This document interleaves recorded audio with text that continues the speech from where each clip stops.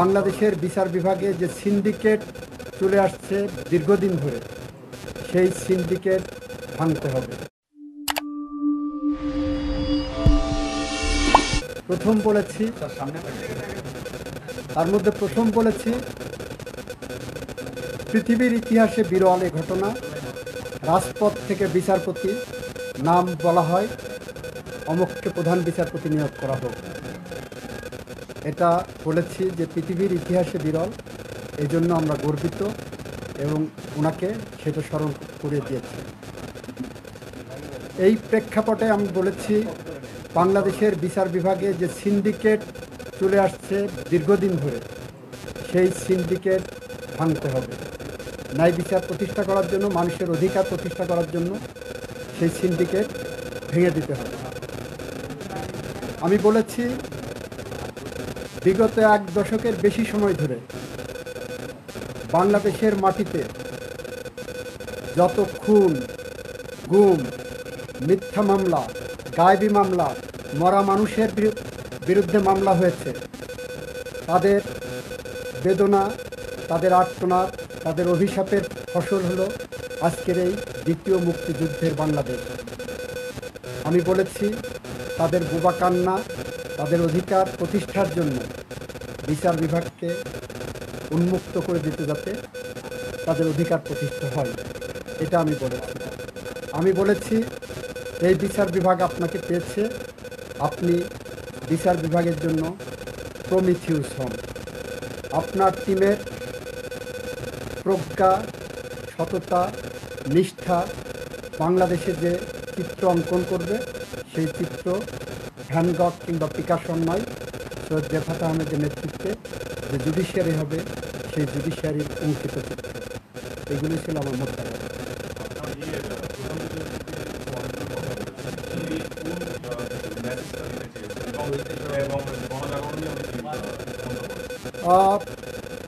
গণজাগরণ নিয়ে উনি বলেছেন তাদের প্রতি সর্বোচ্চ শ্রদ্ধা জানিয়েছেন। বাংলাদেশে অন্যায়, অবিচার, অনাচার যেটা হয়েছে তার বিরুদ্ধেই গণজাগরণ।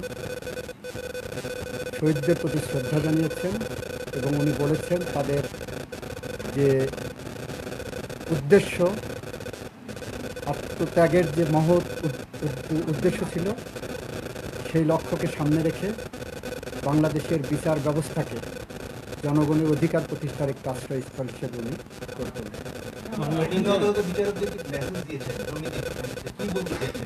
উনি বলতে চেয়েছেন যে নিম্ন আদালতের বিচারক, এটা ওপেন বলেছে, আপনার তো লিখেছেন, আমি যতটুকু বুঝেছি আমার বলে ওনাদের পাশে আছেন। At the same time this is a warning. পাশে থাকা মানে এই যে আপনি ন্যায় বিচার করেন, অবিচার বা দুর্নীতির দিকে আগাবেন না।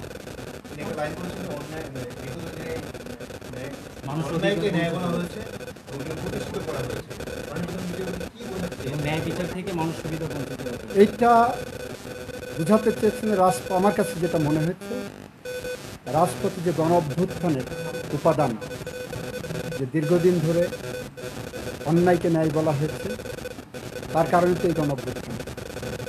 এটা যেহেতু উনি ফিল করেছেন, প্রেক্ষাপটে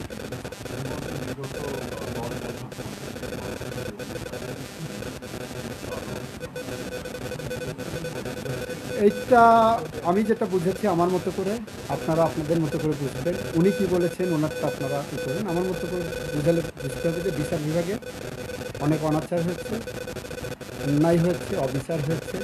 সাংবিধানিক শাসন প্রতিষ্ঠায় বিচার বিভাগের ভূমিকা হয়তো তার ছিল, সেটা হয়তো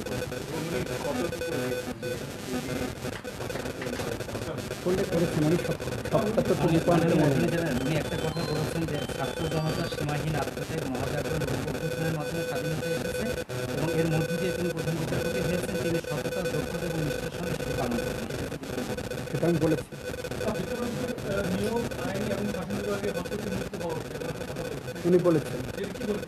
উনি বলেছেন নিয়োগ প্রক্রিয়ায় একটা বিধিমালা থাকা উচিত, একটা আইন থাকা উচিত, যেটা আমাদের সংবিধানেও আছে, যেটা বারের থেকে, বিভিন্ন সিভিল সোসাইটি থেকে, আইনজীবীদের পক্ষ থেকে এগুলো দিনের দাবি, সেটাই নিয়ে তাদের। আপনার অফিসের অনেকেই তো পদত্যাগ করেছেন এর মধ্যে, 70 জনের বেশি। আপনাদের কি কোনো ইয়ে আছে বাকি যারা রয়েছেন যারা দলীয়ভাবে নিয়োগপ্রাপ্ত তাদের ব্যাপারে আপনার কিছু বলার আছে? এটা আইন মন্ত্রণালয় দেখবেন। নিয়োগকারী কর্তৃপক্ষ এবং নিয়োগ বাতিল করা কর্তৃপক্ষ সরকার। আমার সাথে যারা এই সাথে কাজ করতে চেয়েছেন আমি বলেছি আনটিল ফার্দার অর্ডার আপনারা কাজ করবেন, আমার তো সেখানে কোনো ইয়ে নেই।